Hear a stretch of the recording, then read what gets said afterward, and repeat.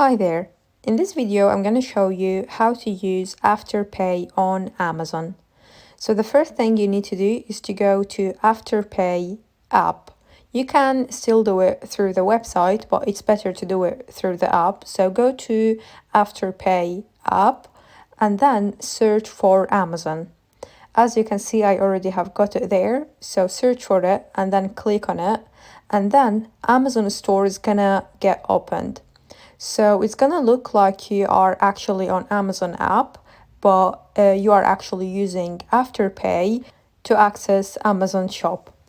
After you go to Amazon through Afterpay, you will need to choose an item and add it to your basket. Once you do, click on Proceed to Checkout and then click on Select a Payment Method and then click on Add a Payment Method. And then you will have the chance to enter a new payment method details. Once you do that, you can see on the bottom that you can click on Continue to be able to pay with Afterpay or ClearPay. So once you click on that, it's gonna show you your payment plan details. So basically how much you're gonna be paying and how many payments you will be having. So that's it.